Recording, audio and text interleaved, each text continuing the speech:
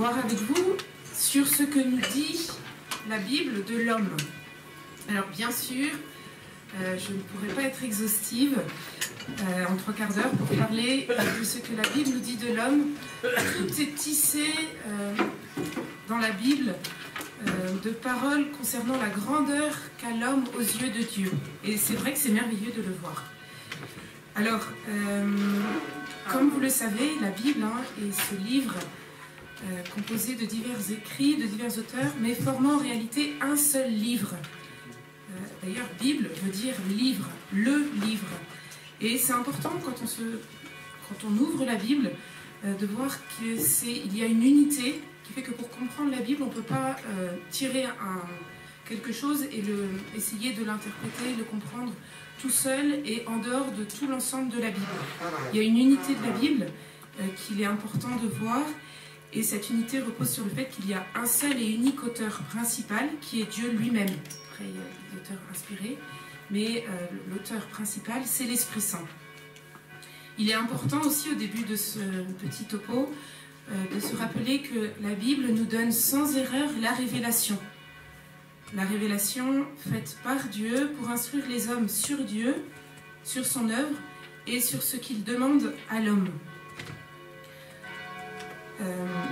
Alors, pour cela, ce matin, donc, nous nous appuierons principalement sur 2 recueils. Alors d'abord, un que le cardinal Ratzinger avait fait. Ce sont des sermons qu'il avait fait en 1981, quand il était à Munich, à la cathédrale de Munich. Ce recueil s'appelle « Au commencement, Dieu créa le ciel et la terre ». Et justement, pour redonner la grandeur de l'homme, il avait vu l'urgence de reparler de la création de l'homme. Donc on s'en appuiera à plusieurs moments dans ce topo. Et puis je me suis aussi appuyée des écrits de notre père fondateur, le père Lucien Marie Dorn, qui avait fait aussi des petits enseignements sur la création de l'homme et la beauté de l'homme dans la Bible. J'étais très heureuse d'ailleurs de pouvoir le lire et je vous en ferai part. Voilà, alors c'est vrai que pour chacun de nous, la question « Qu'est-ce que l'homme ?» c'est une tâche à accomplir, un appel à la liberté, et chacun dans sa vie doit donner une réponse, qu'il le veuille ou non. Le récit de la création, pour cela, veut nous aider en nous montrant quel est le projet de Dieu pour l'homme. Donc c'est ce qu'on verra dans un premier point. Qu'est-ce que Dieu veut pour l'homme en le créant. Ensuite, dans un deuxième point, on verra ce que la Bible nous dit sur la condition de l'homme marquée, hélas, par le péché originel.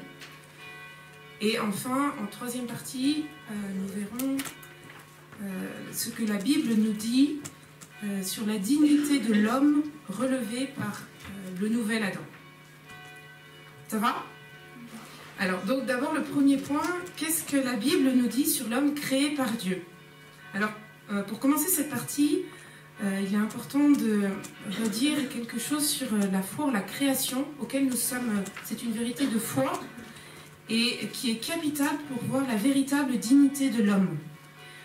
Alors, cette foi en la création, le pape Pie XII l'avait dit très clairement dans son encyclique Humani Generis, promulguée en 1950. Le pape voyait le danger d'opinions, d'erreurs modernes qui menaçaient de miner les fondements de la doctrine catholique. Et en particulier, cette foi en la création.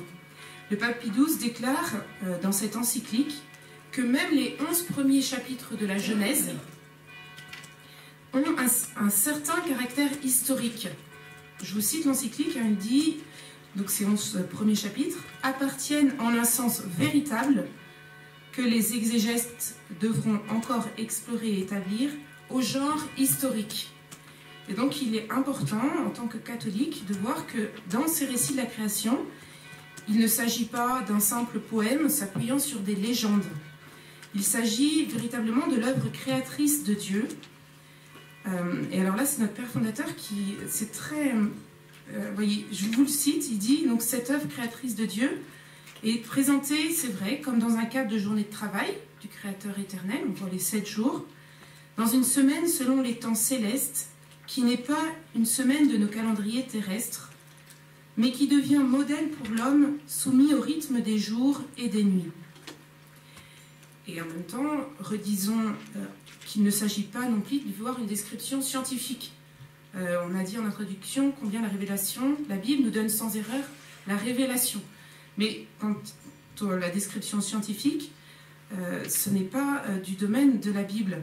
Et la révélation n'est pas faite pour nous enseigner la science physique, mais pour nous révéler Dieu et son œuvre en vue de l'homme et de son salut. Donc voilà ce premier point pour dire combien il est capital, et c'est une vérité de notre foi, de croire que voilà, le récit de la création appartient en un certain sens véritable au genre historique. Alors, tout d'abord, quand on lit ce récit de la création, il est très beau de voir combien nous sommes créés par amour et par le Verbe. Alors, cela est capital parce que c'est le cardinal Ratzinger, lors de ses conférences à Munich, qui voyait la grande différence entre le récit de la création de la Bible et celle des récits de création, par exemple, babyloniens ou un peu de toutes les cultures qu'il pouvait y avoir à cette époque, dans lequel la création, le monde était présenté comme une bataille de démons. Et du coup, c'est vrai que c'est un peu pessimiste, enfin même pour dire la position de l'homme au milieu d'une bataille de démons, bon. Tandis que la Bible, en face de cela, nous révèle un monde surgi de la raison de Dieu, et dont tout repose sur cette parole éternelle. Et ainsi, on voit que dans ces cas-là, le monde tire sa rationalité de la raison divine, qui est la vraie lumière, et qui confie du coup le monde à la raison de l'homme, mais sans le livrer au pillage, comme on reverra après. Alors je vous l'ai dit, la parole de Dieu, il est important de la lire toujours dans son ensemble, et particulièrement en tant que chrétien, tout s'éclaire à la lumière du Christ. On peut faire le grand parallèle entre donc, le récit de la Genèse, commence par « au commencement », et le prologue de Saint Jean commence aussi par « au commencement ». Et Saint Jean, dans son prologue, continue ainsi « Au commencement était le Verbe, et le Verbe était avec Dieu, et le Verbe était Dieu. Il était au commencement avec Dieu, tout a été fait par lui, et rien n'a été fait sans lui. En lui était la vie, et la vie était la lumière des hommes. » On comprend en lisant ce début de l'évangile de Saint Jean que toute la parole de Dieu est à voir à la lumière du Verbe, du Logos. D'ailleurs, dans le dernier livre, pour le coup, de la Bible, le livre de l'Apocalypse, de nouveau, on le proclame au chapitre 4, « C'est toi, donc Jésus, qui créa toutes choses. Tu as voulu qu'il soit, il fut créé. » Donc vous voyez, on voit par ce récit que c'est un Dieu d'amour. Vous savez que cette révélation, Dieu est amour, on l'a par 3 fois dans la première lettre de Saint Jean. Et donc même ceci que l'on a dans le Nouveau Testament nous éclaire sur le début de la création, sur le livre de la Genèse. Et donc tout ce que Dieu a fait vient de son amour. C'est pour cela que tout est bon, tout est même très bon pour la création de l'homme. Et nous comprenons que c'est par amour et avec bonté que Dieu a créé le monde et qu'il le tient en sa main. Et ça, c'est aussi source de beaucoup de consolation et de force. On le proclame dans le psaume 31, par exemple, « Ô Éternel, mes jours sont dans ta main ». Et même le Job, au plus profond de sa misère, eh bien, il le dit, Dieu tient dans sa main l'âme de tout ce qui vit, le souffle de toute chair. Jésus le dira aussi au chapitre 10 de Saint Jean, « Mes brebis, personne ne les ravira de ma main, personne ne peut les ravir de la main de mon Père. » Et c'est pour cela que le cardinal Ratzinger, lors de ses sermons à Munich, nous dit « Nous n'avons pas à cacher notre foi en la création, même de nos jours. Nous devons ne pas le cacher, car c'est seulement quand le monde se fonde sur la liberté, l'amour et la raison, ces véritables piliers, que nous pouvons nous faire mutuellement confiance, que nous pouvons regarder vers l'avenir, que nous pouvons vivre comme des hommes. » Et vous voyez, cette création faite par amour, en nous donnant cette liberté et par bonté, eh bien, c'est source de beaucoup d'espérance, de confiance mutuelle. Et et d'honneur pour pouvoir vivre comme des hommes. Ça va? Alors, le deuxième point sur donc, l'homme créé par Dieu, c'est de voir tout ce qu'on peut tirer du fait que l'homme a été créé à partir de la poussière du sol. Comme on le voit dans le récit de la Genèse, c'est exprimé ainsi. Alors, on peut en tirer beaucoup de choses. Premièrement, c'est une humiliation, parce que cela signifie tu n'es pas un Dieu, tu viens de la terre. Tu ne t'es pas fait toi-même, et tu es limité, tu n'as pas pouvoir sur l'univers, tu n'es que poussière. Donc ça nous remet à notre place. Et en même temps, le fait que l'on soit comme ça tiré du sol, c'est aussi une consolation. Parce que justement, tout à l'heure, on a parlé des récits de création qui peuvent mettre le monde comme une bataille de démons. Et bien là, justement, le fait qu'on soit tiré de la terre nous montre qu'on n'est pas un démon ou un esprit mauvais constitué de puissances ténébreuses. On est formé de la bonne terre de Dieu. Et tous les hommes sont formés de cette même terre. Et on peut donc ainsi voir que nous sommes un seul et même homme fait d'une seule patte. Et donc il y a une unité de toute la famille humaine qui est exprimée aussi par ce fait que nous sommes tirés de la même terre. Et cette pensée se trouve au cœur de toute la Bible, comme vous pouvez le lire dans le chapitre 10 de la Genèse, où on voit le grand tableau généalogique avec la descendance de Noé. On voit qu'on forme une seule famille. Donc, il n'y a pas d'homme fondamentalement différent, et on peut donc tirer de cette parole de Dieu le fait que nous avons tous la même dignité. Et donc ça va à l'encontre du fait qu'un pourrait dominer sur l'autre. Alors, voilà ce qu'on peut tirer du fait que Dieu nous a créés à partir de la poussière du sol. Voyons maintenant ce qu'on peut tirer du fait que nous sommes créés à l'image de Dieu. Donc, vous savez que dans le récit de la Genèse, il y a deux récits de la création qui se suivent. Et dans les deux, le fait que nous soyons à l'image de Dieu, c'est présent.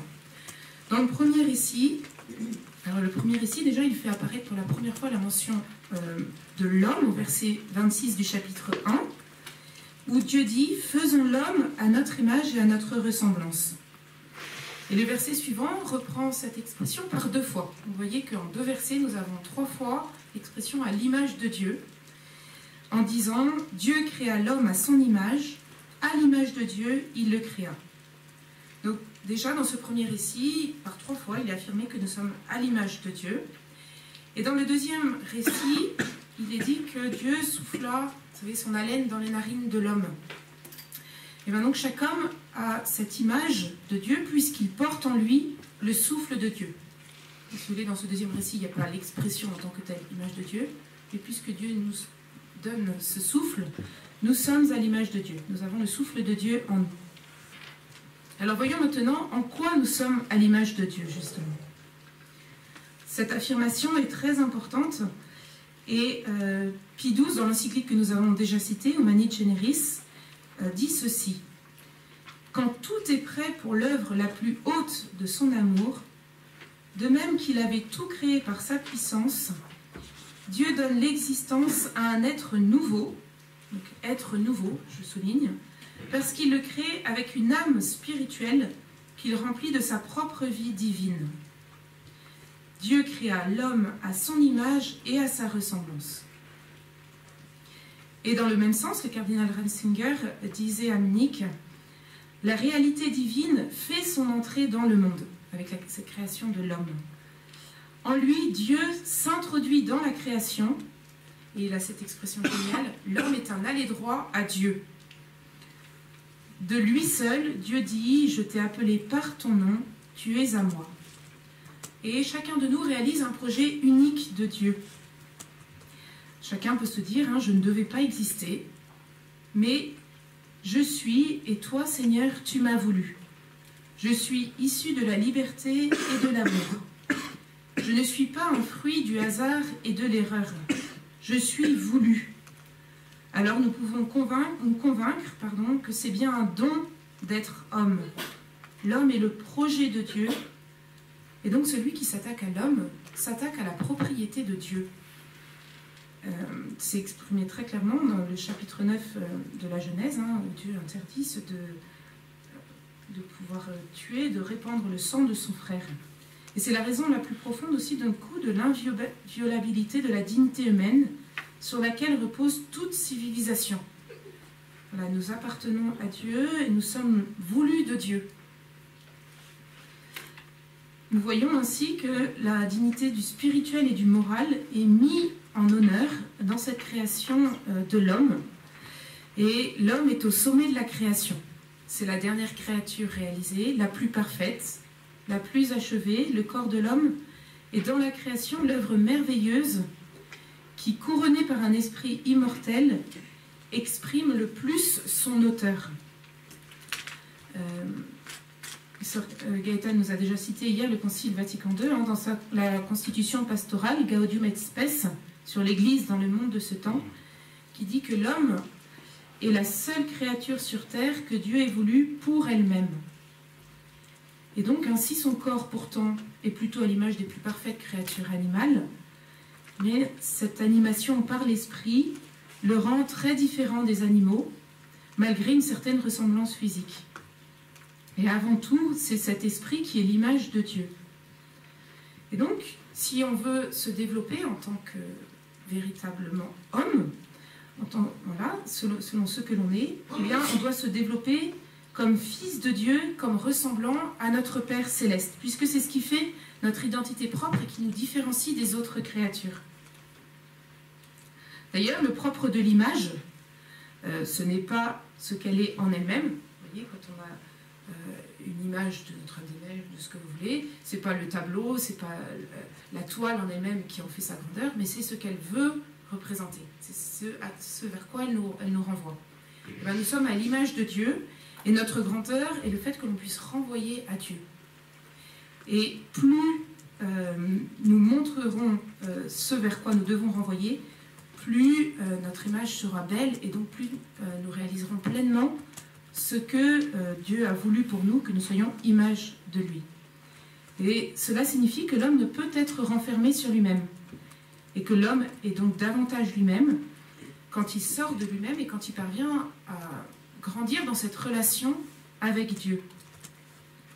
Jean-Paul II, alors c'est extraordinaire, il avait fait plusieurs catéchèses, vous savez, tous les mercredis, là, il y a l'audience du pape, et donc pendant tout un temps, il avait développé au cours de ses audiences du mercredi des catéchèses sur la création.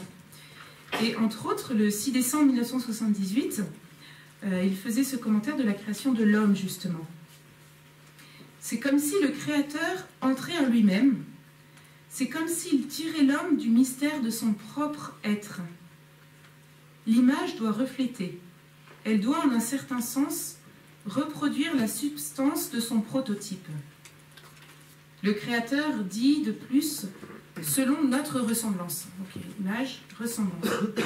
Il est évident que cette ressemblance ne doit pas être entendue comme d'un portrait, mais comme le fait pour un être vivant d'avoir une vie semblable à celle de Dieu. Du même coup, en définissant l'homme comme image de Dieu, le livre de la Genèse met en évidence ce par quoi l'homme est homme. C'est ce qu'on a développé. Ce par quoi il est, et il est un être distinct de toutes les autres créatures du monde visible. L'homme ressemble plus à Dieu qu'à la nature, et c'est en ce sens que le psaume 82 dit « Vous êtes des dieux ». D'ailleurs, cette parole, Jésus le reprendra lui-même au chapitre 10 de Saint Jean, voilà, puisqu'on dit que vous êtes des dieux. Donc on ressemble plus à Dieu qu'au reste de la créature. Ça va toujours ? Alors après cette image, après donc la poussière, l'image, voyons aussi ce qu'on peut tirer du fait que, vous savez, le 7e jour, Dieu se reposa, ce sabbat.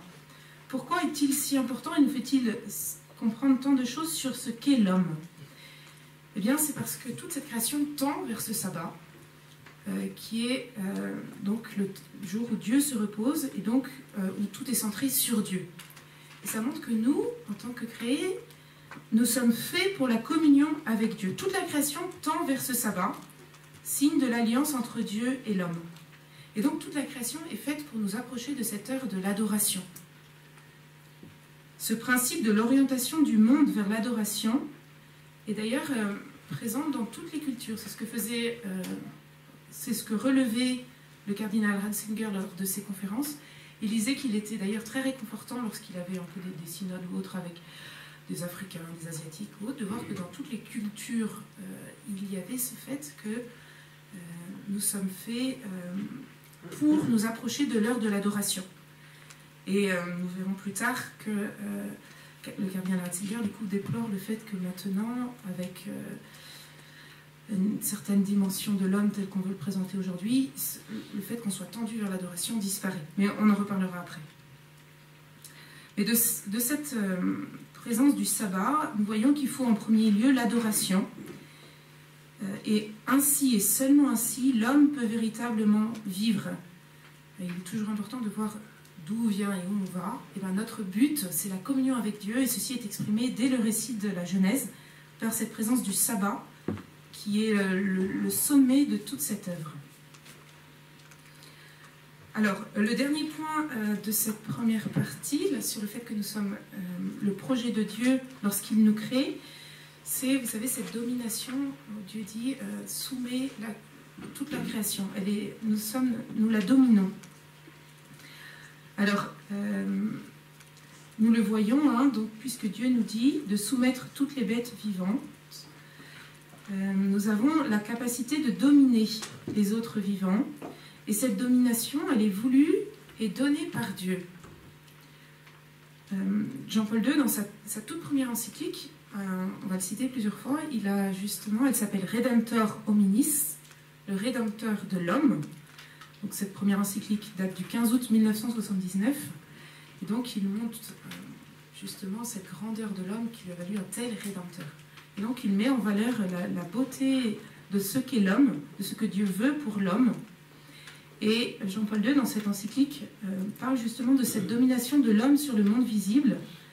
Et il dit que ceci lui est assigné comme tâche par le Créateur lui-même. Et il donne en quoi cette domination doit être comprise. Cette domination, donc je vous le cite, elle consiste dans la priorité de l'éthique sur la technique, le primat de la personne sur les choses, la supériorité de l'esprit sur la matière. C'est très important. On vient de voir que puisque cette image de Dieu par laquelle nous sommes créés à l'image de Dieu, relève particulièrement du fait que nous sommes esprits, que nous ressemblons davantage à Dieu qu'à la créature, qu'aux autres créatures, pardon. Et bien donc Jean-Paul II souligne que cette domination, du coup, on doit faire ressortir davantage ce qui est le propre de l'homme par rapport aux autres créatures. Et donc c'est pour ça qu'il dit qu'on doit mettre le primat de l'éthique sur la technique, de l'esprit sur la matière, de la personne sur les choses. Et c'est capital pour le sujet que nous abordons pendant cette session. Saint Hilaire de Poitiers commente aussi, vous savez, dans le verset 28 du livre de la Genèse, Dieu bénit l'homme, en leur disant, donc dans la plupart des traductions, on dit fécondez-la, et Saint Hilaire dit, la traduction la plus proche, c'est faites du fruit. Et cette bénédiction n'est pas seulement en vue de la multiplication des corps, mais elle concerne aussi la connaissance de Dieu. Puisque nous sommes à l'image de Dieu, lorsque Dieu nous dit de porter du fruit, eh bien nous devons grandir dans cette connaissance de Dieu. Puisque nous constatons, dit Saint Hilaire de Poitiers, une infusion de connaissance intuitive en Adam, lorsque Dieu lui demande de donner un nom à toute bête et tout oiseau du paradis. Donner un nom, c'est exprimer la connaissance de la nature de l'animal, et cela veut dire aussi dominer sur lui. Alors, en conclusion de cette première partie, je vous cite le cardinal d'Agnelou, alors c'est un théologien donc, qui est mort en 1974, qui remet l'homme bien à sa place. Ces premiers chapitres de la Genèse nous révèlent ce qu'est la nature de l'homme. En nous apprenant qu'il est créé à l'image de Dieu, c'est-à-dire qu'il n'est ni un Dieu, ni un produit de la nature, mais transcendant à la nature, en même temps que transcendé par Dieu. Il nous révèle ce qu'est l'origine de l'homme, non pas un être céleste tombé dans le monde de la matière, ni un animal évoluant peu à peu en intelligence, mais une créature spirituelle au cœur d'une création matérielle. Il nous révèle ce qu'est la destinée de l'homme, non pas de se créer lui-même en transformant les conditions matérielles de son existence, mais d'être introduit par Dieu, par un don gratuit, dans la sphère de la vie divine. Donc c'est vrai que ça résume très bien tout ce qu'on vient de dire. Voilà, on transcende la créature et en même temps on est transcendé par Dieu. On voit l'origine de l'homme, ce qu'il est, et en même temps on voit aussi vers quoi on doit tendre, tendre vers la sphère de la vie divine. Alors, après avoir vu cette beauté du projet de Dieu sur l'homme, tel que Dieu l'a voulu au commencement, voyons dans cette deuxième partie ce que nous révèle la Bible sur la condition de l'homme pécheur, l'homme marqué par le péché originel. Et tout d'abord, voyons cette épreuve de la liberté que Dieu a donnée à l'homme. Il y a une phrase que j'aime beaucoup de notre mère Marie-Augusta, quand elle parle de la liberté. Elle dit que c'est le plus beau don que Dieu a donné à l'âme fidèle et en même temps l'arme la plus redoutable pour les autres. Et c'est vrai que la liberté, c'est donc extraordinaire que Dieu nous fait. Et dès le début de la création de l'homme, il y a cette... c'est ce que Jean-Paul II appelle l'épreuve de la liberté auquel nous sommes, que Dieu nous donne. Jean-Paul II, de fait, dans une justement de ses catéchèses sur la création, le 3 septembre 1986, disait ceci. « La perfection de l'homme créé à l'image de Dieu n'excluait pas que cet homme, en tant que créature dotée de liberté, fut soumis dès le commencement à l'épreuve de la liberté. Le Créateur, dès le commencement, se révèle à un être rationnel et libre. L'homme confirmera-t-il par sa conduite l'ordre fondamental de la création et reconnaîtra-t-il la vérité qu'il a été créé, la vérité de la dignité qui lui est propre en tant qu'image de Dieu, mais aussi la vérité de sa limite en tant que créature ?» Donc on le voit, dès le début, il y a ce... Voilà, Dieu nous laisse libres. Et que va répondre l'homme? Alors, je vous cite aussi, c'est très beau, donc Sainte Catherine de Gênes, c'est une mystique qui a écrit d'ailleurs un traité sur le purgatoire, on parlera beaucoup du purgatoire aussi. Elle est décédée en 1510. Elle disait ceci aussi, ça permet de voir la beauté de l'homme. Dieu avait créé l'homme dans une si haute excellence que s'il ne lui avait pas imposé à lui et à sa postérité une marque de dépendance, pour le fait qu'il dit cet arbre de la connaissance du bien et du mal, tu n'y mangeras pas. Et bien donc s'il n'y avait pas eu cette marque de dépendance, nous dit Sainte Catherine de Gênes, chacun pour sa part se serait pris pour un Dieu. Tellement c'est beau le projet de Dieu pour nous, notre créature.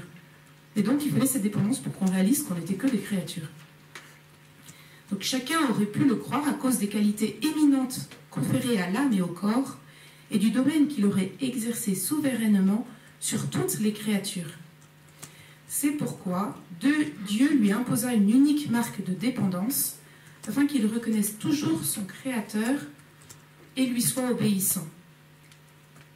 Et c'est aussi la pensée de saint Augustin qui dit « Il fallait que l'homme reçût un commandement, sinon il n'aurait pas pensé ni compris qu'il avait un Seigneur au-dessus de lui. » L'arbre fut appelé arbre de la connaissance du bien et du mal, parce que si l'homme transgressait le précepte, il apprendrait par l'expérience du châtiment quelle différence il y a entre le bien de l'obéissance et le mal de la désobéissance. Donc cet arbre signifie la limite infranchissable pour l'homme et pour toute créature, fût-ce la plus parfaite. Car toujours la créature n'est qu'une créature et n'est pas Dieu. Et donc elle ne peut prétendre être comme Dieu, connaître le bien et le mal comme Dieu. Dieu seul est la source de tout être, Dieu seul est la vérité et la bonté absolue, qui sont la mesure et le critère de ce qui est bon et de ce qui est mal. Alors l'homme, en tant que créature raisonnable, connaît cette limite qui lui est donnée et doit se laisser guider par elle dans sa conduite. L'homme ne peut prétendre établir lui-même la loi morale, décider lui-même ce qui est bien et ce qui est mal, indépendamment du Créateur et encore moins contre le Créateur. L'homme ne peut se mettre à la place de Dieu en s'attribuant la maîtrise de l'ordre moral. Et pourtant, quelle est la réponse de l'homme face à cette épreuve de la liberté? Eh bien, il y en a deux. Il y a d'abord la réponse de Jésus. Parce qu'on voit tout à la lumière du Christ. Et seul Jésus a correspondu pleinement à ce projet de Dieu et à l'amour éternel du Père exprimé dès le début, en donnant à l'homme toute la richesse de la création, en le faisant un peu moindre qu'un Dieu, et donc en lui demandant d'être obéissant. Et bien seul Jésus l'a fait. Et puis donc la Vierge Marie a été, elle, préservée du péché originel, mais sinon, le péché originel contient, en un certain sens, le modèle originaire de tout péché dont l'homme est capable. Et hier, c'est vrai, on a commencé un peu à tracer tout le transhumanisme et un peu toutes les dérives de tout ce que ça entraîne comme péché. Et bien, tout est contenu dans ce péché originel. Alors, arrêtons-nous un petit peu sur ce péché originel. Et nous pouvons en arrière-fond penser à tout ce que aujourd'hui on veut nous faire passer sur l'homme. On va voir que c'est présent dans ce péché originel. Alors, Ève laisse pénétrer en elle la pensée orgueilleuse d'avoir la connaissance, l'intelligence, comme les dieux et malgré Dieu. Elle s'apprête à désobéir en méprisant la menace de Dieu, en acceptant de le considérer comme un menteur, en faisant confiance à une voix contestataire provenant d'un animal. C'est l'orgueil et le mépris de la parole de Dieu qui dominent dans ce récit du péché originel. Et donc, Ève passe de la confiance en Dieu à la méfiance pour revendiquer une certaine liberté de choix et dénonce l'obéissance à l'alliance comme une chaîne. Satan convainc l'homme qu'il doit s'affranchir des frontières de la moralité, de la séparation entre le bien et le mal, qu'il ne doit pas accepter les limites de sa propre nature. La règle donnée par Dieu est vue comme une menace pour la liberté. Et donc, si on enlève cette règle, après, une seule règle reste, ce qui est possible. Techniquement, humainement, mais le moral ne compte pas. Et il est intéressant de voir ce que nous dit le Père Céleste dans les dialogues avec Sainte Catherine de Sienne, un docteur de l'Église. Le Père a eu la grâce d'entendre les paroles du Père éternel, Père du ciel. Et voici ce que dit Dieu le Père. Adam a méconnu sa dignité pour n'avoir pas considéré avec quelle providence et quel amour ineffable je l'avais créé. C'est de cette désobéissance que sont venus et que viennent encore tous les maux. Alors, à partir effectivement de cette cassure de l'alliance entre Dieu et l'homme, réalisée par l'homme, et bien cette puissance dominatrice que Dieu avait donnée à l'homme, par exemple, et bien s'en trouve amoindrie. On garde quand même des caractères propres à notre état de nature humaine douée d'une âme spirituelle, mais nous sommes davantage, notre domination vis-à-vis des autres êtres créés est plus fragile. Nos capacités sont amoindries. Pareil, puisque l'homme voit dans la dépendance de l'amour créateur de Dieu une domination extérieure, c'est un esclavage dont il faut se libérer. Et donc la relation avec soi-même et avec les autres devient accusation, menace, et l'homme devient un loup pour l'homme. Pareil, nous avions vu combien le fait d'être créé à l'image de Dieu, nous étions comme protégés de Dieu, comme portant en nous le souffle de Dieu. Eh bien, à partir du moment où il n'y a plus ce rapport avec Dieu, nous considérons l'autre être humain qu'en fonction de son utilité. Et donc, c'est le problème actuel de l'attitude technico-scientifique, d'accepter que ce qui peut être prouvé par l'expérience et le calcul, et le moral et le sacré ne comptent plus, comme Sir Gaëtan l'a développé hier. Donc là où nous ôtons l'éthique à la physique, nous ôtons précisément ce qui est propre à l'homme. Nous ne le libérons pas, mais nous le détruisons. Et c'est pour ça que Jean-Paul II, dans ses audiences, avait montré ce qui est le propre d'être à l'image de Dieu, c'est justement de mettre le primat de l'éthique sur la technique. Et nous voyons qu'avec le péché, nous faisons le contraire, et donc ça conduit à la destruction de l'homme. Un dernier point aussi de la conséquence du péché originel, et combien Dieu en est profondément marquer et veut nous aider à comprendre que ça nous entraîne vers notre propre destruction, c'est au sujet du sabbat. Eh bien, nous voyons effectivement que le non-respect du sabbat est logique si nous nous coupons de Dieu, puisque la créature est faite pour cette communion avec Dieu. Et le danger des civilisations techniciennes d'aujourd'hui est de cette paix de ce savoir primordial. On avait vu que pourtant, dans beaucoup de cultures, le fait d'être tourné vers l'adoration était présent. Et en refusant le repos venant de Dieu, eh bien, l'homme s'est soumis à l'agir et a été rendu esclave de son agir. J'étais encore frappée, il y avait un papa là, qui emmenait ses enfants au patronage là, récemment, il partait en Chine. Eh bien, il dit, c'est vrai que pourtant c'est une entreprise française, mais puisqu'il va en Chine, il est soumis un peu au rythme là-bas, et c'est 7 jours sur 7 qu'il travaille non-stop, et dit, on se dirait qu'on est des machines. Et c'est vrai que quand on enlève ce sens du repos voulu par Dieu, eh bien, on devient esclave de notre agir. Et il dit, mais il en faut toujours plus, il en faut toujours plus. Donc, par le refus du cycle de la liberté, l'homme donc s'éloigne de cette condition d'image de Dieu et foule aussi le monde aux pieds. Et Dieu a pris à cœur le fait de reprendre l'homme lorsqu'il ne respecte pas le sabbat.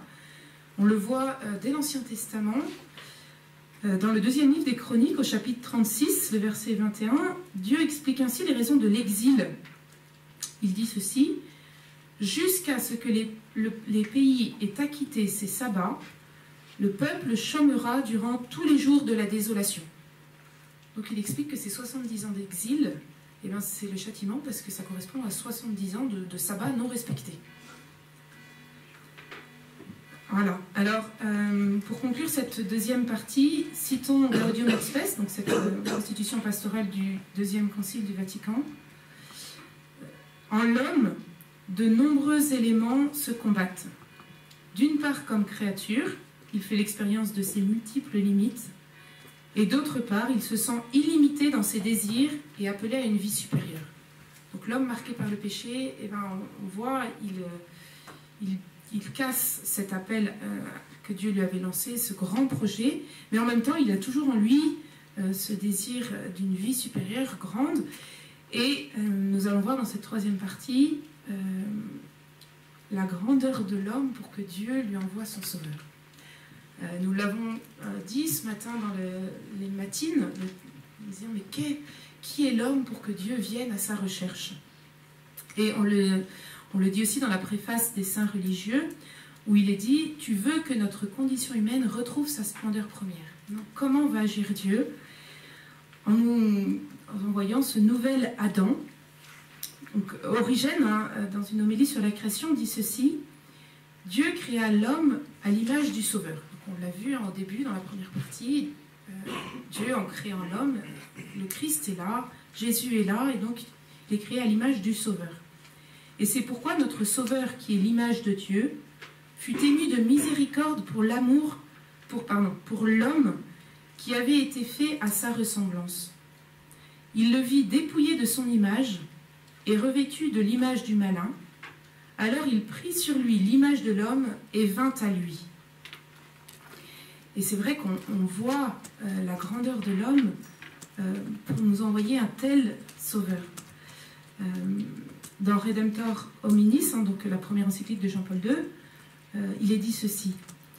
Le Dieu de la création se révèle comme le Dieu de la rédemption, fidèle à lui-même, fidèle à son amour envers l'homme, envers le monde. Le Christ révèle l'homme à lui-même, il lui révèle sa dignité. L'amour du Christ pour l'homme révèle la dignité de l'homme, il lui découvre la sublimité de sa vocation. L'homme ne peut vivre sans amour. Dans cette dimension, l'homme retrouve sa grandeur, sa dignité, sa valeur propre. Alors c'est pour cela que le cardinal Ratzinger à Munich disait « Le Christ est le nouvel Adam par lequel l'homme prend un nouveau départ. » Et donc il y a un nouveau départ. Le Christ revient sur les pas d'Adam et contrairement à Adam, il est vraiment comme Dieu, lui.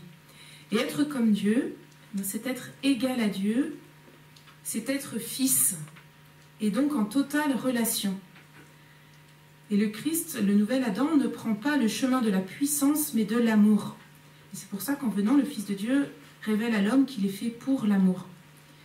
Il peut alors, le Christ, descendre jusqu'au mensonge d'Adam, jusqu'à la mort, et là, ériger la vie qui donne vie. Et c'est pour ça que Jésus dira à Pilate, « Je suis venu dans le monde pour rendre témoignage à la vérité. » Et combien il avait dit juste avant à ses apôtres, « La vérité vous rendra libre. » Nous voyons aussi toute cette dignité que Dieu nous révèle en nous envoyant ce nouvel Adam. Saint Paul l'a beaucoup développé dans ses lettres.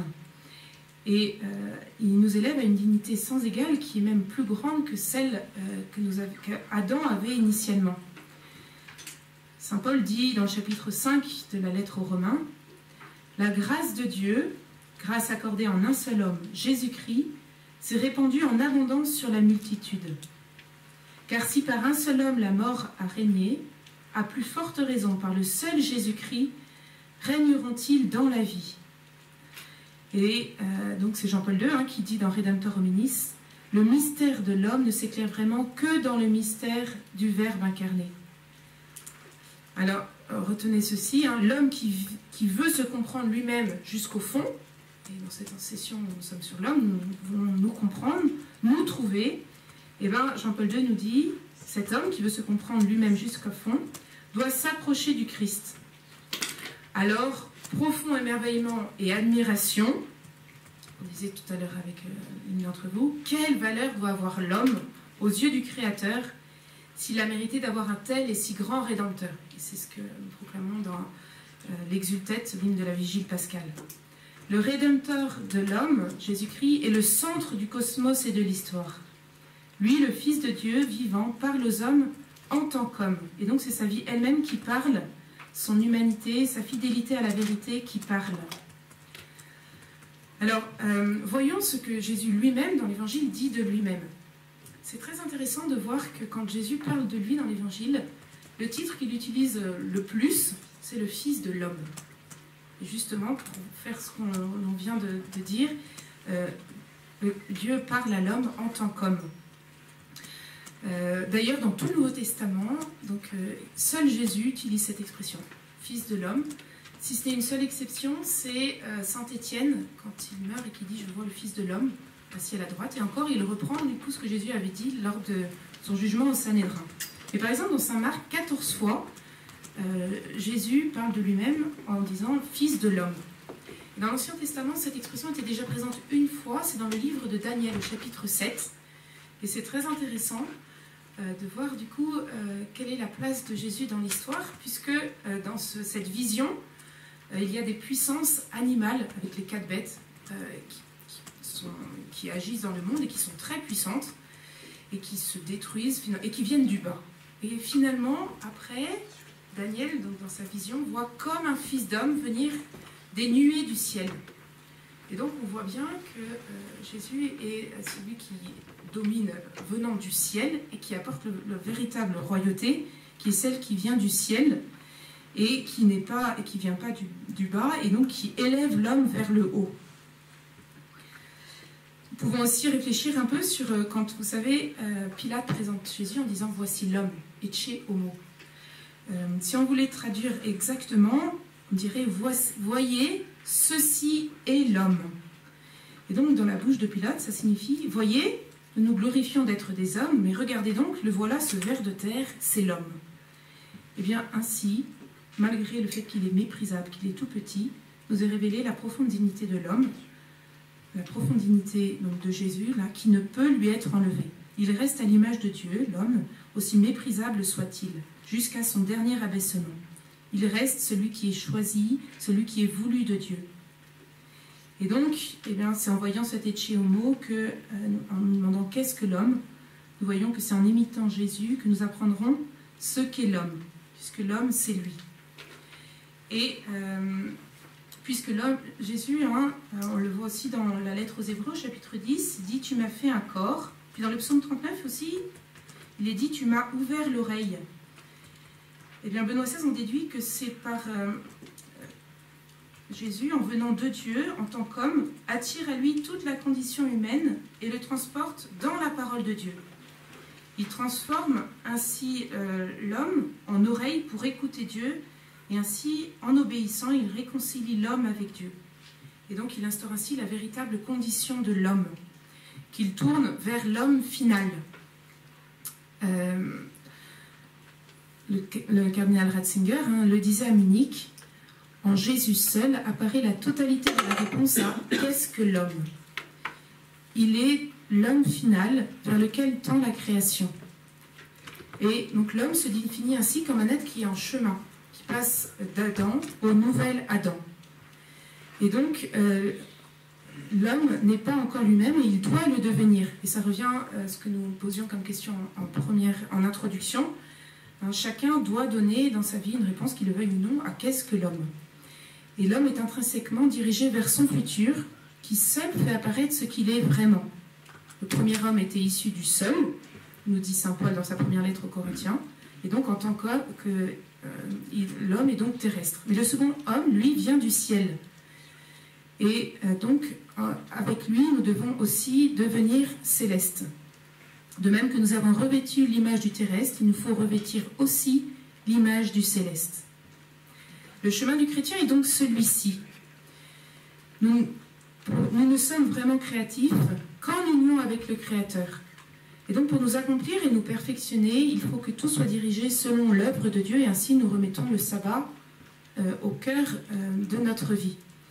C'est d'ailleurs cela qui est la véritable loi de conservation de l'univers, disait le cardinal Ratzinger. Saint Pierre Chrysologue dit ceci, Saint Paul nous apprend que deux hommes sont à l'origine du genre humain, Adam et le Christ. Le premier Adam a été créé comme un être humain qui a reçu la vie, et le second un être spirituel qui donne la vie. Le premier a commencé et le dernier ne finira pas. Et nous pouvons reprendre pour cela le livre de l'Apocalypse où Jésus dit « Je suis le premier et le dernier, le commencement et la fin ». Alors pour conclure, citons Redemptor Hominis, donc cette première encyclique de Jean-Paul II, où il nous dit « Notre devoir fondamental est de diriger le regard de l'homme vers Jésus. Là seul, l'homme acquiert une pleine conscience de sa dignité, de son élévation, de la valeur transcendantale de l'humanité elle-même. » Et c'est pour cela que Jésus, avant de remonter au ciel, envoie ses apôtres pour enseigner les nations, les baptiser, et leur apprendre à pratiquer tout ce que l'Adam parfait, humain et divin, a commandé. Voilà, mais soyons conscients aussi que la lutte entre le bien et le mal devra continuer jusqu'à la fin du monde, et c'est que progressivement, puisque nous sommes un être en chemin aussi, que la rédemption doit transformer l'humanité par la pénitence, la conversion, la sanctification des âmes. Et l'Église a reçu toutes les possibilités de restauration et d'exercice de la vie nouvelle avec la renaissance du baptême. C'est pour ça qu'en ce beau jour de la Toussaint, ayons nos yeux fixés sur le ciel et avec la grâce des sacrements que nous donne l'Église, devenons de plus en plus à l'image du nouvel Adam.